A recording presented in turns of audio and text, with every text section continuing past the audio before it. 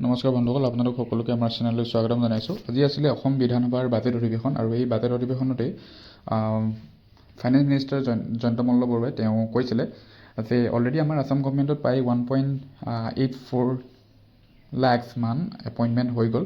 চ' এতিয়া নেক্সট যি 5 yearsত তেওঁ গভৰ্ণমেণ্টৰ ৰোড মেপটো ক'ব বিচাৰি কৈছিলে যে নেক্সট যেতিয়া 5 years হ'ব তেওঁলোকে এই এপইণ্টমেণ্টৰ নাম্বাৰটো নতুনকৈ তেওঁলোকে 2 লাখ এপইণ্টমেণ্ট কৰিম বুলি আজি বাজেটত তেওঁলোকে উত্থাপন কৰিলে কথাটো। আৰু ইয়াৰ লগতেও চিফ মিনিষ্টাৰ ছাৰেও যেতিয়া বাজেট অধিৱেশনৰ পিছত এটা মিডিয়া ব্ৰিফিঙত তেওঁ প্ৰেছ মিট দিছিলে। চ' তাতে তেওঁলোকে কি কৈছিলে শুনি লওঁ, যিহেতু নতুন এপইণ্টমেণ্ট দিয়াৰ বিষয়ে কৈছিলে। চ' আপোনালোকে ইয়াতে চাওক। অসমত নিৰ্মাণ হোৱাত সহায় কৰিব। মই এতিয়া বাজেটৰ কেইটামান দিশলৈ যাব খুজিছোঁ যে আমাৰ বাজেটখনৰ এটা উল্লেখযোগ্য দিশ হৈছে সংকল্প পত্ৰৰ প্ৰতিফলন।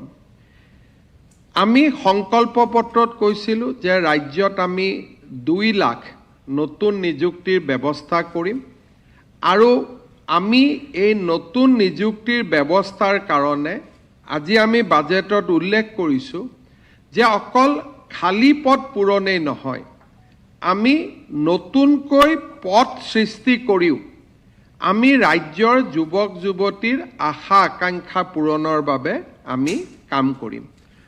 মুখ্য সচিবৰ অধীনত এটা টাস্ক ফ'ৰ্চ নিৰ্মাণ কৰা হৈছে। বৰ্তমানলৈকে 1,15,000 নিযুক্তিৰ আমি সংখ্যা পাব পাৰিছোঁ, কিন্তু ইয়াক আমি 2 লাখলৈকে লৈ যাব খুজিছোঁ। আৰু তাৰ কাৰণে আজি বাজেটত স্পষ্টভাৱে কোৱা হৈছে যে আমি স্বাস্থ্য, শিক্ষা আৰু আমাৰ ৰাজহ উপাৰ্জনকাৰী বিভাগসমূহত আমি পদ সৃষ্টি কৰি হ'লেও আমি 2 লাখ নিযুক্তিৰ সংখ্যাত আমি উপনীত হ'ব খুজিছোঁ। মোৰ বিশ্বাস যে আমি আমাৰ লক্ষ্যত উপনীত হ'ব পাৰিম আৰু বিত্তমন্ত্ৰী ডাঙৰীয়াই আজি পুনৰ এবাৰ 2 লাখ নিযুক্তিৰ ক্ষেত্ৰত আমাৰ সংকল্পৰ কথা দোহাৰিছে। আমি বাজেটত উল্লেখ কৰিছোঁ যে আগষ্ট মাহৰ পৰা আমাৰ ৰাজ্যৰ আটাইবোৰ জনকল্যাণমুখী আঁচনিৰ কাম পুনৰ আৰম্ভ হ'ব।